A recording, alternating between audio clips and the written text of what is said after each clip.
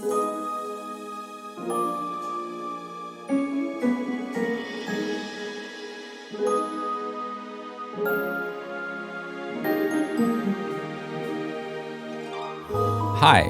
my name is Scott, and I have read all of the Harry Potter books multiple times. I've seen all of the movies, and like most of my peers, I continue to be a Harry Potter enthusiast to this day. And I'm Becki, and I have never read a Harry Potter book or seen any of the films, which makes me the ultimate Muggle. Join us as we make our way through each book, section by section, where Becki will make predictions about what she thinks will happen next. And Scott will try to convince me why it's a good series, worth reading, and maybe even worth loving.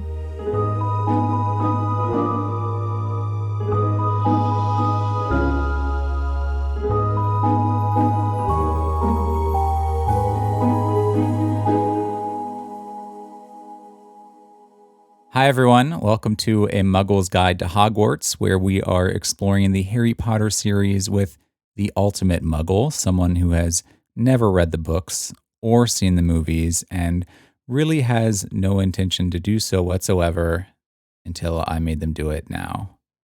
Indeed. That's me. That's Becki. Before we jump in, I just want to say that we have a couple of social media handles to promote. So we have a Twitter account and we have an Instagram account. If you guys want to know what's going on behind the scenes, if you want to stay up to date on everything that we're doing, you can go ahead and follow those. Our Instagram account, I think, is called Muggles Guide Podcast. Yep. And Becki posts random pictures on that about kind of what's happening behind the scenes all the time. And our Twitter account is called Muggles Guide. And that is where I post random thoughts that Becki has about Hogwarts. And they're completely made up and nonsensical and a lot of fun. So if you are interested, you can go check those out. Yeah. It's basically just Scott will text me in the middle of the day and say, "What's a Hogwarts fact?" And I will text back something completely random that I just made up. Yep. And then he posts it. Lots of fun. Okay, this episode we were going to talk about the second section of the book, which are chapters 4, 5, and 6. Last episode, Becki made a prediction for chapters 4, 5, and 6. And now we're just going to discuss the chapters and talk about if our predictions were right, if they were wrong. And then at the end of this episode, Becki will make her prediction for what's going to happen in the next 3 chapters, chapters 7, 8, and 9. This book's flying by, actually. Like, there's not that many more episodes that we're going to do on Sorcerer's Stone because it's not a long book. Great. But before we jump in, I just want to say that I was very impressed by your prediction for chapter 4, 5, and 6. Really? I think you had a lot right, or at least in the realm of being right. Mm-hmm. And there were some like very obvious things that you had wrong. But for the most part, I think you did a really, really good job. Well, I think being at Harry Potter World, like all those years ago, and being in that Diagon Alley space, like I kind of understood what was about to happen in the book, even though I hadn't read it. And then I just tried to pair up what names sounded like they belonged with what professions. Like Ollivander sounded like a wand guy, you know. Yeah. So I think that's probably why I got some right, because it's just a little intuitive. Yeah, fair enough. You have that wizarding world, Harry Potter. What is it called? Harry Potter Wizarding World and Universal experience to kind of fall back on. Yeah, at least for that specific place, since that's kind of like the main staple. Right. Yeah, and then other than that, it was just some guesswork in terms of like, okay, well, if he's going to get a cloak, it's probably going to be from this madam's whatever. Just kind of like some trope guessing, I guess. And I was thinking about it, and earlier today I was writing out the characters and the major places for the next section that we're going to talk about. That one's a doozy too. That one is like, I think, where the story really opens up and you won't have as much knowledge from like Harry Potter world to fall back on. Right. So I think that one might be a little bit more difficult. Because this so far all has been exposition. Like it's still just setting up, like up until the last line of this section is still just setting up Yeah, Hogwarts pretty much. in this world. So For just a quick refresher for everyone, chapters 4, 5, and 6 of Harry Potter and the Sorcerer's Stone covers Hagrid's arrival at the isolated shack in the middle of the ocean, where he confronts the Dursleys, meets Harry, and then they leave. They go to Diagon Alley. Harry does all of his shopping. He goes to Gringotts, gets his wand, gets his owl, and then he goes back to the Dursleys for a little while and then catches the train to Hogwarts from platform 9 3/4. That's kind of those 3 chapters. And I think we'll just jump in and start talking about the first one, chapter 4, which is the Keeper of the Keys. And this is when Hagrid knocks down the door, walks in, and meets Harry for the first time. Well, Harry meets Hagrid for the first time. right, because he was a baby. So what are your thoughts on this chapter?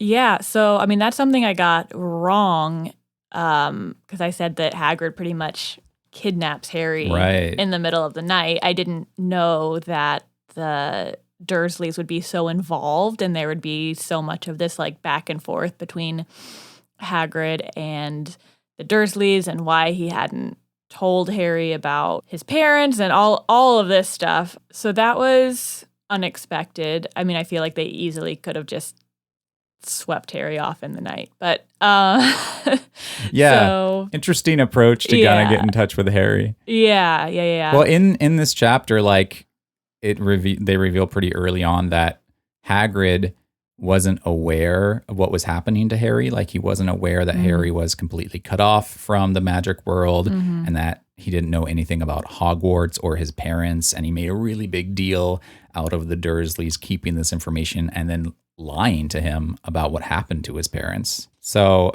I think it might be understandable that he would get there that way, trying to reach Harry to help him, but they wouldn't like abscond with Harry in the middle of the night because maybe if they knew how Harry was treated, they might, but they just didn't know, which is weird that they don't know, I guess, because they're wizards.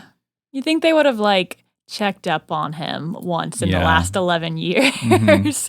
Like you'd think they would have like maybe once a year just poked in. Yeah. You know, I don't know. Just something they could have done. I was also very shocked with the lack of gun safety portrayed in this chapter. He literally tied a gun in a knot. Yeah. That seems very unsafe. I don't know what happens when you tie a gun in a knot, but yeah, perhaps it's unsafe. I don't know. He tied it in a knot and then like threw it away, right? Like it was nothing. Which, once again, you never throw a gun. I'm a little concerned about the message. Hagrid's very strong.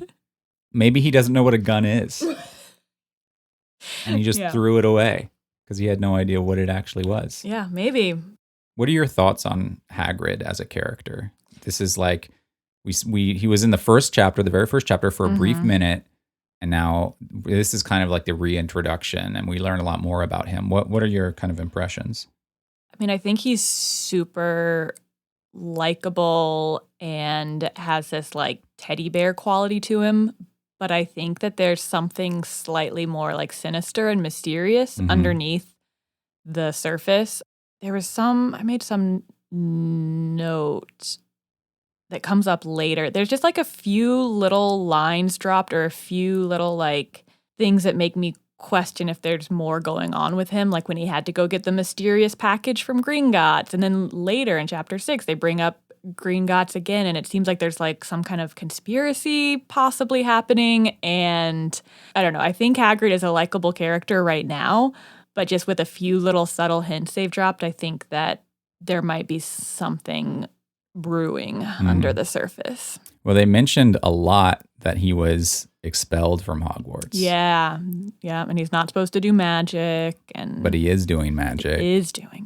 And then even later in chapter 5, they're talking to Mr. Ollivander, and Mr. Ollivander asks him, like, did they snap your wand in two? And I hope you're not using the pieces or something like that. Yeah. Stuff like that just makes me think there's a little something more. Oh, and he mentioned, he's like, oh, I hope I get a dragon one day. That was just really random, but like, I just feel like that might come into play at some point because there are dragons guarding Gringotts and something with Gringotts and Hagrid. I don't know. You think Gringotts is more important Then what? than what just happened in this chapter? Yeah, Okay. I think so. I'm getting that sense. Okay. So in this chapter, we get all of the exposition about like Harry's parents were witches and wizards, and Voldemort killed his parents. Wait, I have a question. Is witch and wizard, is that just gendered? Like, are there any female wizards or male witches? It's just gendered. It's just gendered. Yeah. I don't know how I feel about that, but okay. Yeah, that's just the term for a female wizard is witch. And then you don't call male wizards, witches. Okay. Yeah, so in this chapter, we get a lot of exposition about Harry's kind of background. We learn about his parents were witches and wizards. They were killed by Voldemort, and not only were they killed, but their like house was destroyed. And then Harry is the only person ever to survive when Voldemort tried to kill them. So we learn this is why Harry is very famous, and that's why he has this lightning scar. So we kind of learn all of that background about him. Yeah.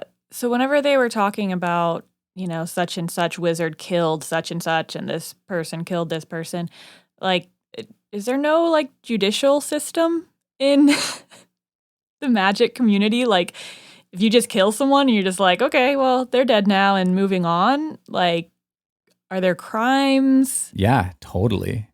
And we learn a little bit about, we don't really learn about, but Hagrid mentions that there is a Ministry of Magic. And that is kind of like the government for the wizarding world, is this Ministry of Magic. And they do have a judicial system, and there are prisons, and there's kind of like a due process, I guess.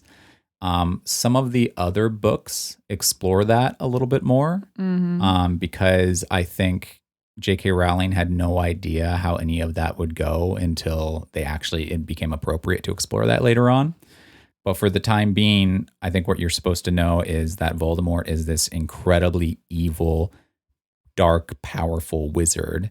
And when he was dead set on killing you, you died. There was no other option. And then Harry is the one person that ever survived. And then not only did he survive, but after Voldemort tried to kill him, Voldemort seemingly disappeared. Right.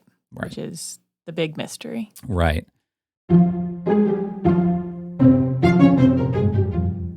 Are there other wizard schools that aren't Hogwarts, or is that like the wizarding school? Yeah, there are other schools, and they come up in some other books later down the line.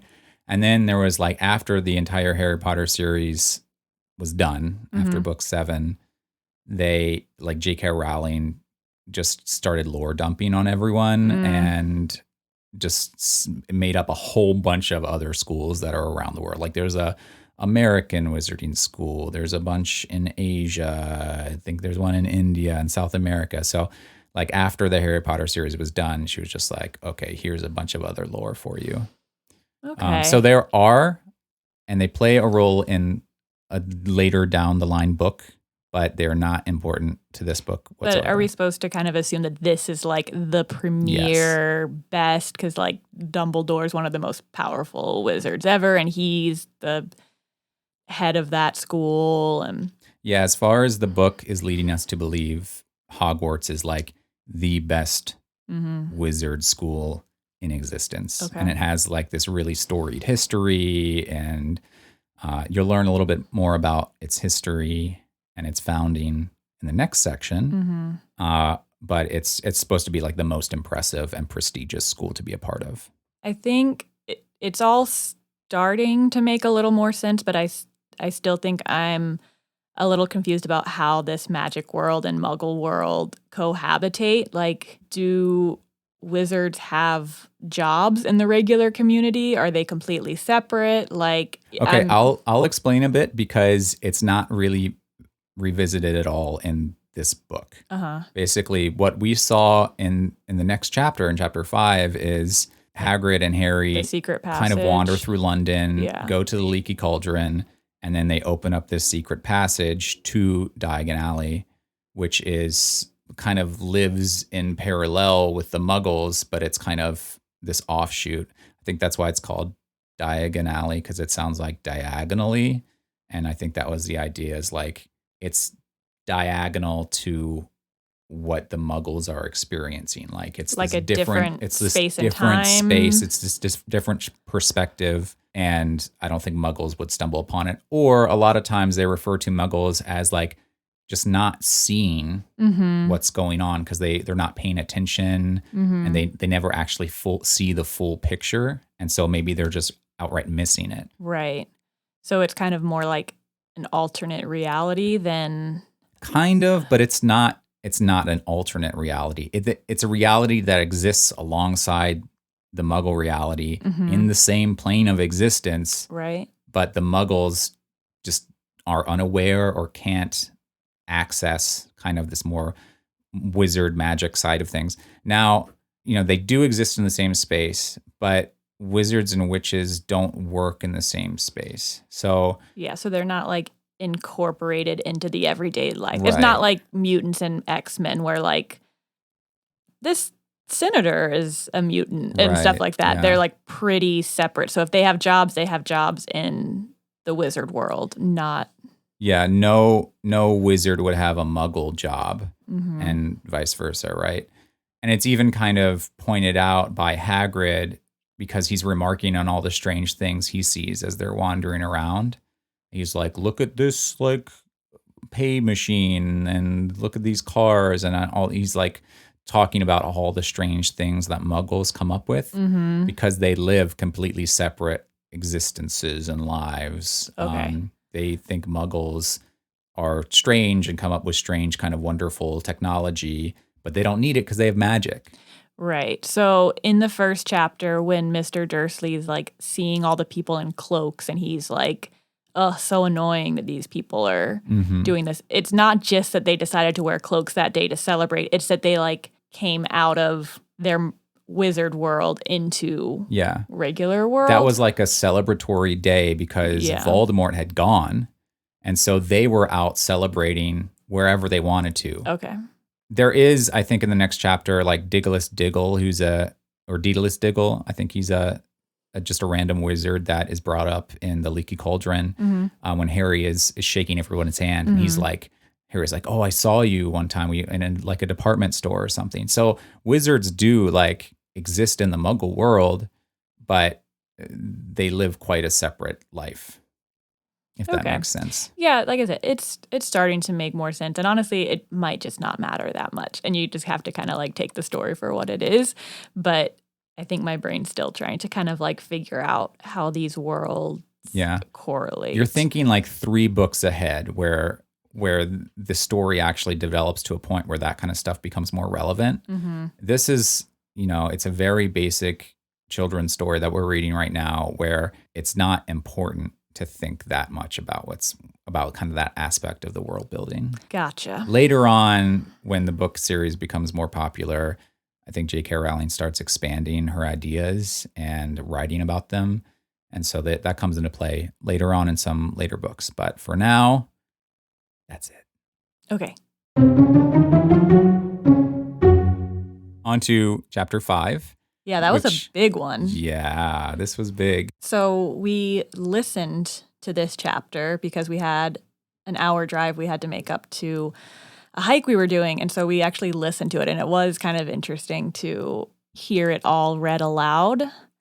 And you're right, the narrator is really good. But it did take like the entire hour to get through Diagon Alley chapter. It's a long one. A lot of important stuff happens here.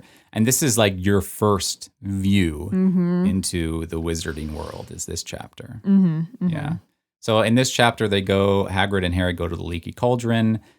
Harry is kind of like accosted by all these people who want to shake his hand because they recognize him for being a celebrity, essentially.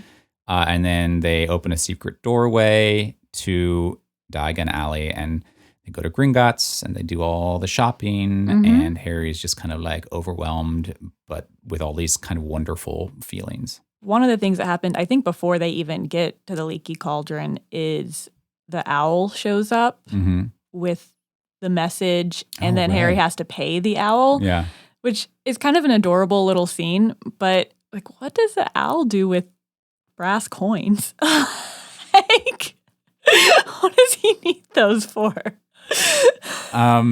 Great question. I don't think the owl does anything with brass coins, but the owl delivered a paper, the wizard paper, to Hagrid, and he wants payment for delivering the paper. So he presumably flies back to the paper distributor and pays that person. Yeah. The owl messaging thing is kind of funny. It just reminds me of texting via owl. Yeah. I don't know. Yeah. It's pretty cute.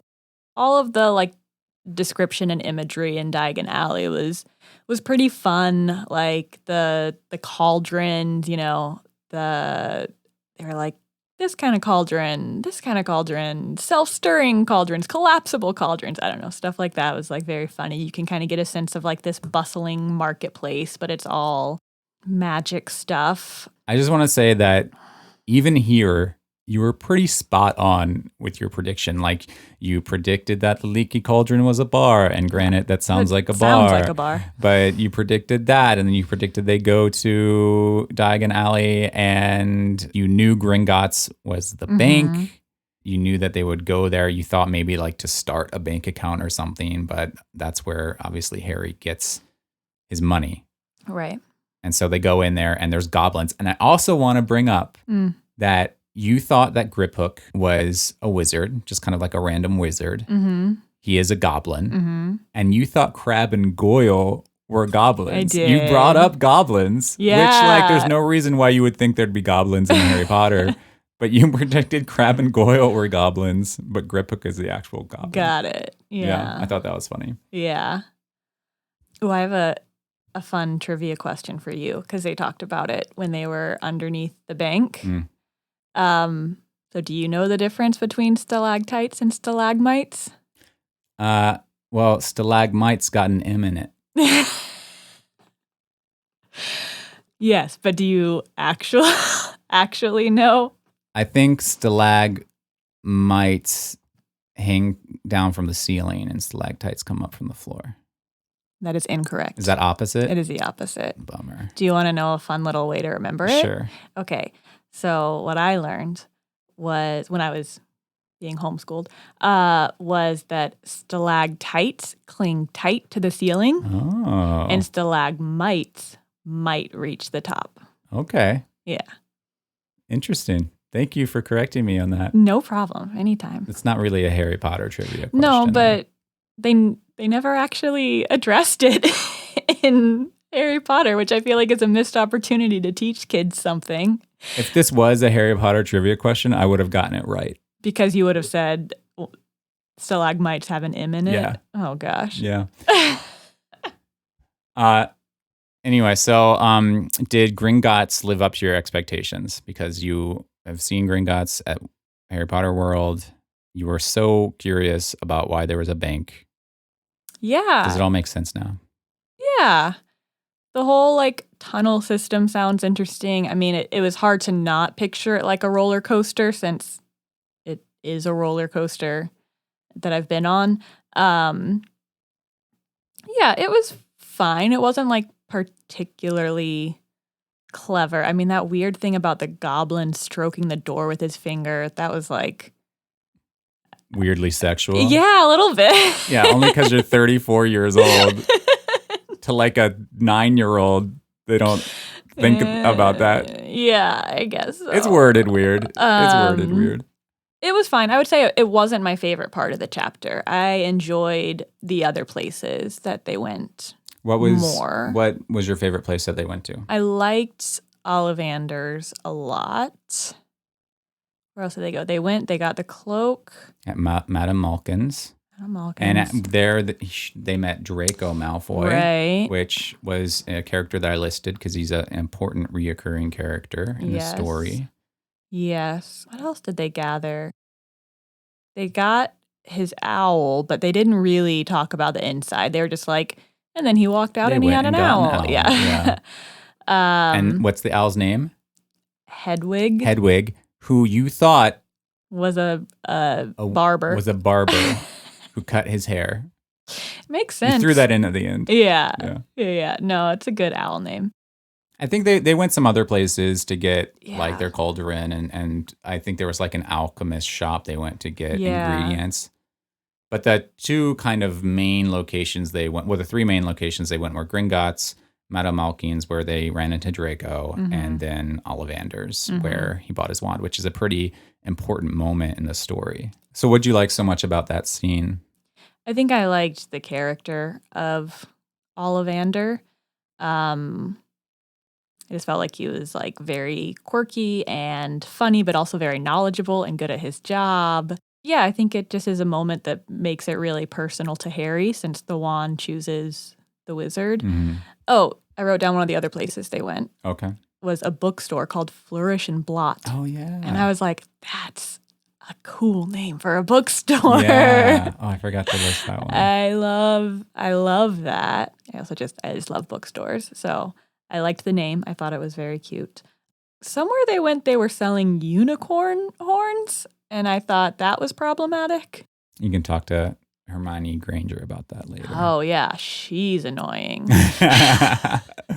All right, wait, before we move on, is there anything else with Chapter 5 you want to talk about Diagon Alley? Yeah, once again, I thought the wand descriptions were a little phallic, but that's probably because I'm a 34-year-old woman and not an 11-year-old child. It was like 13 inches 13 supple. Inches nimble, supple, like, I don't know, has a nice bend in it. And I don't think any of them said that. But I was just... Good for charm work. Yeah, that's a good one. And then we go to Chapter 6, which is called The Journey from Platform 9 3/4. And this is when he has to find the train, the Hogwarts Express, to get to school. And so this is kind of where he meets a lot of his friends. Yeah. This was a pretty fun chapter as well. I mean, very functional in terms of like just finding the platform and just having to get from one place to another. And he met that family. I felt a little stressed for him, though, when he was all by himself.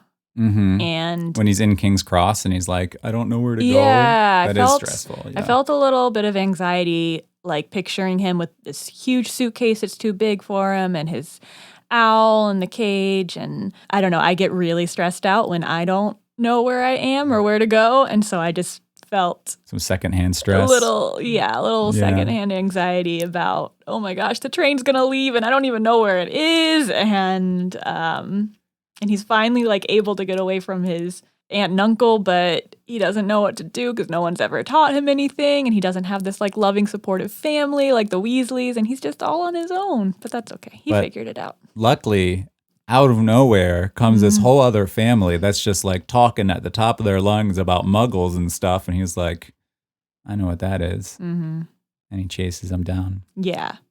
Yeah, that was interesting. And then so they kind of go through, it kind of is more like support for it being kind of a realm that's next to regular Earth realm because they have to go through this portal that no one can see, I guess. And then they're on the train station. Yeah. Yeah, and so in this chapter, he meets the Weasleys. He meets Mrs. Weasley, Fred and George briefly, and then there's a lot of time spent with Ron Weasley on the train. Right, because that's going to be his peer in his class. Right, so that's kind of like their bonding experience. And then they introduce a younger Weasley girl, too, which I feel like they're also setting up for her to come in later and be, like a freshman or whatever. Ginny Weasley. Who becomes a very important character in the later books. So on the train is kind of fun. He goes and buys all those snacks.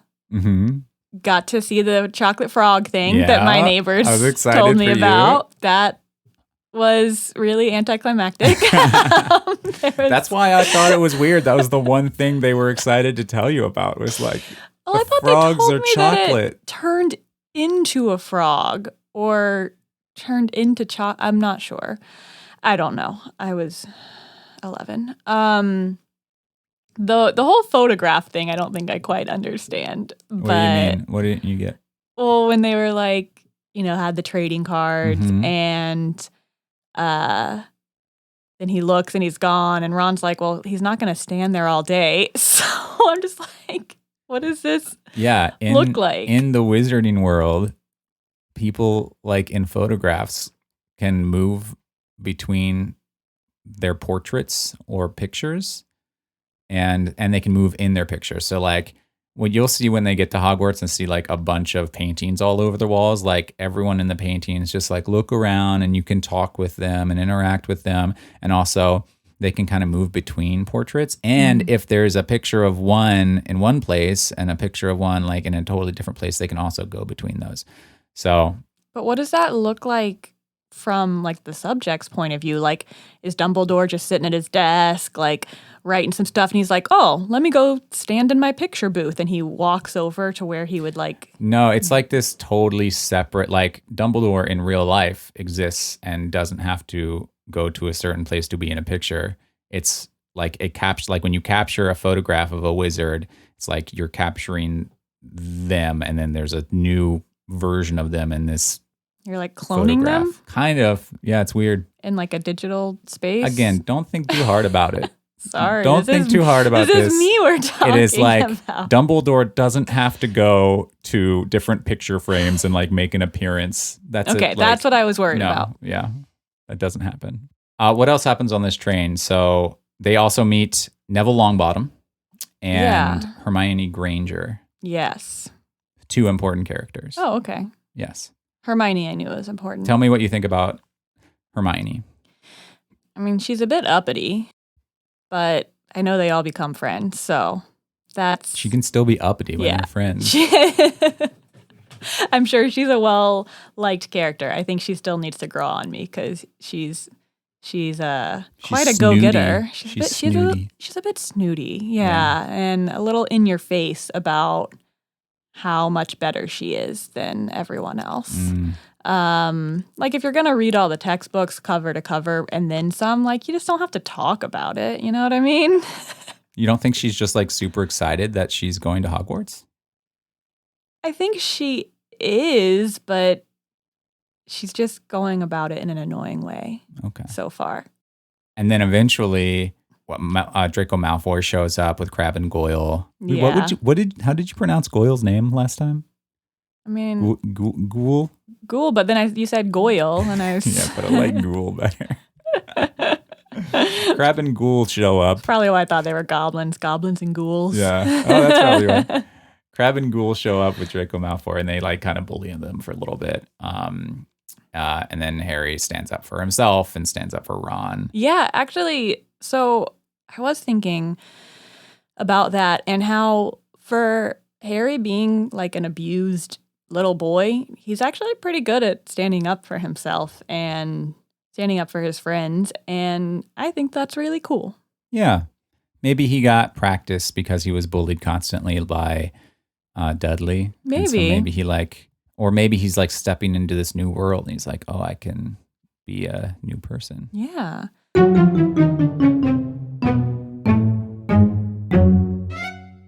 Okay, so I do have one other thing. Okay. Do you remember that super secret errand I went on earlier today? Yes. Okay, so hold on. Becki went on a super secret errand earlier and she wouldn't tell me what it was. But it wasn't a secret, but it was a surprise. You just said it was super secret. Okay, it's a surprise errand. So Where did you get those? Went to the store and I got the Harry Potter jelly beans. What are they called? Bertie Bott's Every Flavor beans. Bertie Bott's Every Flavor beans. Yes. Where did you find those? Party City. Okay. So I thought we could try some. Sure. Live and talk about them. So I knew that these jelly beans existed because when I was like 12 or 13 or like sometime when Harry Potter was really popular and I was staying with one of my friends, we went out to the mall or something and she was freaking out about this little box of jelly beans and she bought it and obviously I didn't know what it was, but we had some and they were like disgusting. Like, I think they've definitely changed their flavors because it doesn't look like there are that many disgusting ones here. But back in the day, there was vomit flavor, sardine, earwax, all of that. And we tasted them like when I was like 13. But so whenever we listened to this chapter, I made a note about it and I was looking it up to see if I could get some in time to record so that we could do this on the air. But then it said they just had them in stock at Party City. So I just went. That's wild. That's totally unexpected. Okay, I'll pick randomly from this. Okay, and then I'll tell you. Do you want to guess what flavor it is? Or do you want... I dropped it. Hold on. All right. Oh, it's green. This one it's like yellow-green with gray-black flecks in it. Okay, you going to try it? Yeah. Okay. Always making a bad face. Oh, it's bad. You got a bad... There aren't that many bad ones in here. Oh, it's not good. What flavor do you think it is? I don't even know. Hold on. What is that? I gotta actually eat the rest of it to figure it out. Oh man, I have no idea what that is, but it's not good. What is it? I'm pretty sure you just ate a booger flavored one. Yeah, that checks out. How would I know what a booger flavored one tastes like? Come on, you're really gonna say you've never tried your boogers?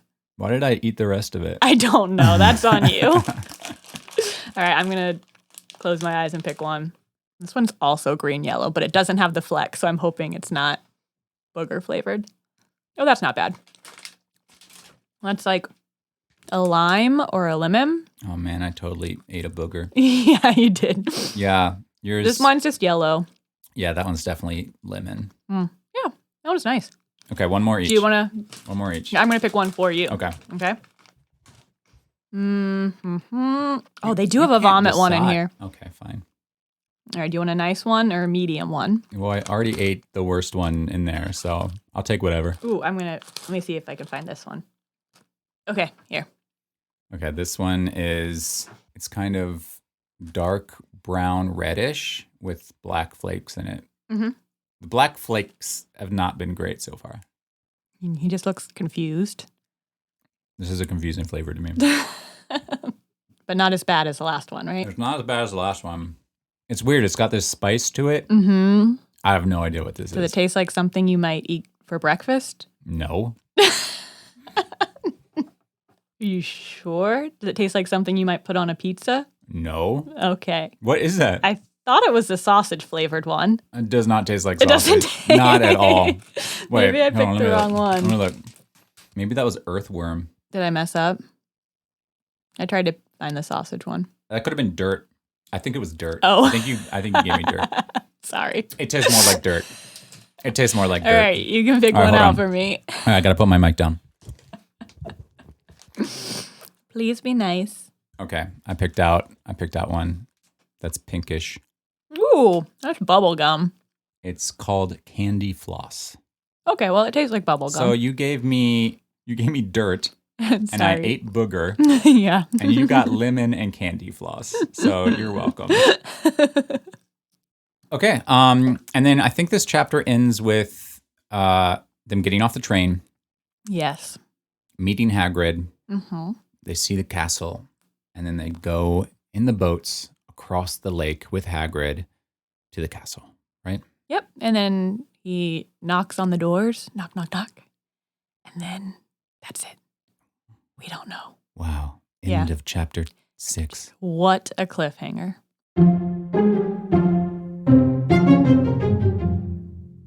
Okay, so now Becki is going to make her prediction for chapters 7, 8, and 9. And you might know the rules by now. I'm going to go over them really quickly. I'm going to give her the names of each chapter that she's predicting. I'm going to give her the major characters in that section. So the major characters in each of those chapters, but not necessarily sorted for each chapter. So just the main characters in the section. And then I'm going to give you the major locations in this section. And like I said at the beginning, this is a lot, all right? It's a lot. Do your best. I'm also going to try and pare these down to really the most essential. And I'll continue to refine it as we go along. But I'm just going to keep it to like the most essential characters in this section because there are a lot, because we're actually going into Hogwarts Castle now. There's a lot, and there's also a lot of locations. So, Okay. great. All right. You ready to hear all of it? Yeah. Chapter 7 is called The Sorting Hat. Chapter 8 is called The Potions Master. And Chapter 9 is called The Midnight Duel. Mm. The major characters in this section are Harry Potter, of course, Minerva McGonagall, who's sometimes called Professor McGonagall, the Sorting Hat, Ron Weasley, Albus Dumbledore, sometimes called Professor Dumbledore, Nearly Headless Nick, Severus Snape, sometimes called Professor Snape, Percy Weasley, Argus Filch and Mrs. Norris, Hermione Granger, Professor Quirrell, Hagrid, Draco Malfoy, Madam Hooch, Oliver Wood, Peeves the Poltergeist, Neville Longbottom, and Fluffy. Fluffy? That's a long list of characters. Sorry, I might not have pared it down enough, but so good luck to you. Yeah, okay. And the locations are the Hogwarts Castle. And within that, there are kind of a bunch of locations. Actually, all of these kind of are in the Hogwarts Castle. So there's the Great Hall, the Gryffindor Tower, which includes the common room and dorm rooms, Transfiguration class, Defense Against the Dark Arts class, Potions class, Hagrid's Hut, Flying class, the Hogwarts Trophy Room, and the Forbidden Corridor on the 3rd floor. And there you go. All right, are you ready to make your predictions? Yes, I am. So they go to Hogwarts, and I'm noticing right now that whenever I'm writing notes for this, I usually spell Hogwarts with a Z, like Schwartz. Yeah, but I think I've that's noticed not that too. Why do I think it's Hogwarts? I have no idea. That's not true at all. It's just Hogwarts. Yeah, I just do it naturally for some reason. Anyway, maybe in the British version, is it a Z? No. Oh, man. Okay. All right. I mean, yes. What? You're so right. I'm so British. Yeah. All right. We meet Minerva and Dumbledore, although we've already met them as the reader, but Harry's going to meet them as soon as he gets into Hogwarts. They're going to have like a welcoming party. They're going to be all like, oh, like Harry, like we didn't see you since you were a baby. Oh my gosh. So they're all going to go into the Great Hall, all the new students, with Minerva and Dumbledore, and Hagrid is there.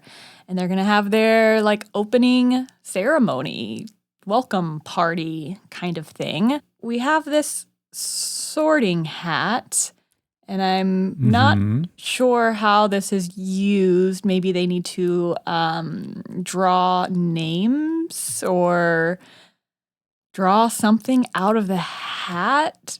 But I remember in the last chapter, Hermione was talking about, I hope I don't get into Slytherin. It would just be the worst. So maybe the sorting hat has to do with these clubs, sororities. Okay. I think they're like clubs or distinctions. Then we go to, what's it called? The Gryffindor Tower. So maybe that's like I'm kind of thinking them in terms of like sororities or fraternities or something. So we go to the Gryffindor Tower where Harry has been placed, and I think maybe Harry and Ron are roommates just to kind of like nurture that friendship a bit. And then we have this nearly headless Nick, which cracks me up. It reminds me of like there's a whole category of birds called mostly flightless birds. It's like or nearly flightless birds. Nearly flightless birds. Yeah, they're not called mostly flightless. Yeah. It's a whole bit. But nearly flightless birds are birds that can fly, but barely. What's an example of a nearly flightless bird? I don't know. I'm not an ornithologist, but I don't like know maybe any. like a chicken. Like chickens can they fly? I guess for like a second. Like, they can fly more than an ostrich or a penguin. Like, those birds can't fly at all. Right. A chicken can get a little bit of lift. I don't know. Doesn't matter. It does not. But in my head, nearly headless Nick has a head, but like barely.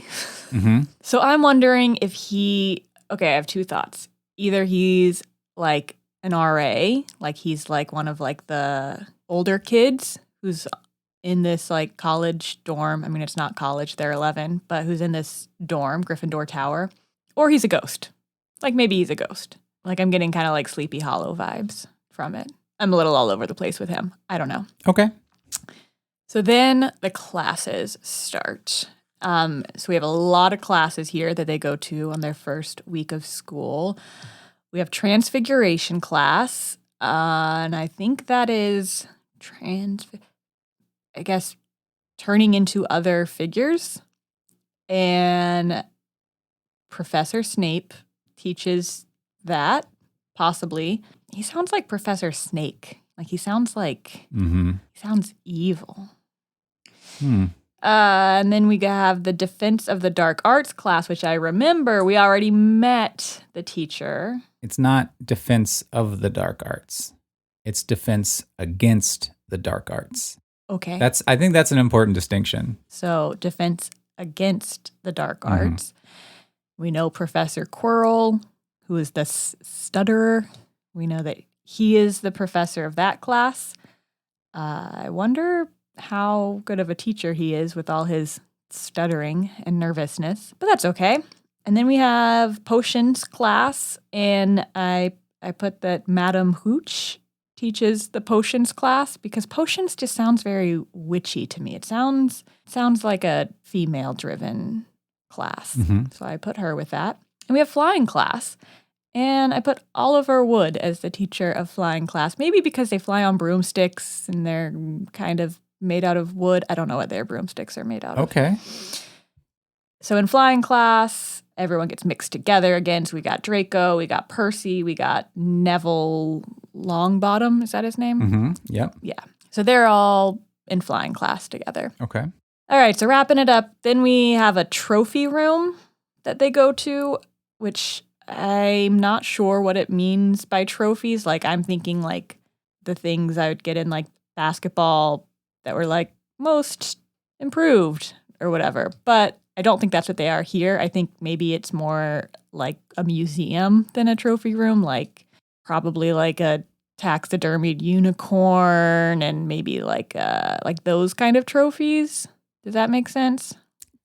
Taxidermied unicorn trophies. Well, like if someone was a hunter and they had a trophy room, it would be like deer heads like a big animal trophy room. Yeah. Okay. But because it's a magical world, I was trying to think You think there's magical Yeah, beasts? I'm thinking more like Museum of Natural History, but for Gotcha. magical things. Okay. And I put the poltergeist. What's his name? Peeves. The poltergeist. I have no idea what any of those words mean. So I put him in the trophy room. I don't know. Maybe he runs it. What do you think? Like, what kind of role does the trophy room play? Why is the trophy room in the story? Well, I think it's like a museum. I think it's like a place where relics you think and it's stuff just are. like it's just a place where those relics are, and then the students like Harry and other students visit I that. think it would be like equivalent to like a library display, but just, elevated. Like a cool library at a college campus, but this is a museum. Okay. It doesn't make sense to me either. It's fine. And at some point, they go to Hagrid's hut, maybe just to pop in and say hi. And I feel like there's going to be more character development with Hagrid, and he's going to be all like bumbling around and forgetful and, just a little messy. Okay. So they're going to see him at his hut. And then there's this forbidden corridor. And this is when they're going to start like getting into some trouble. Harry and Ron and I think Hermione. And we see Fluffy who is going to be like a big white fluffy cat. Because we've already established that some of the grown-up wizards turn into animals and some of them turn into cats, like Minerva.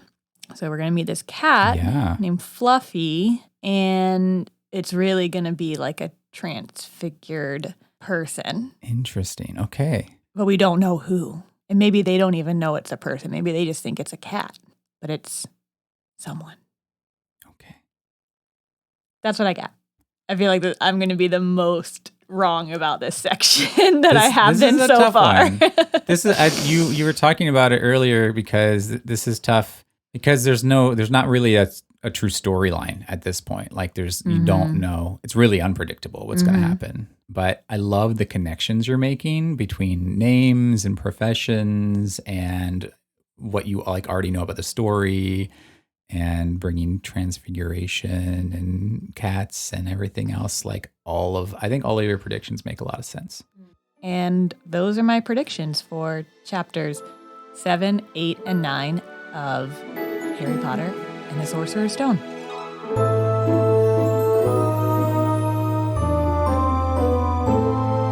Thanks everyone for listening. We're going to go and read the story now, and then we'll come back next episode and talk about them. And then Becki will make her predictions for the next 3 chapters.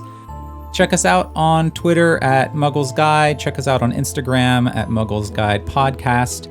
And this is our 3rd episode. So if you're liking the podcast, give us a review. Rate us 5 stars wherever you're listening to us. We would really appreciate it. And spread the word because we're just having a lot of fun and we think other people might like it too. So thanks everyone for listening and we'll catch you next time. Goodbye. Bye.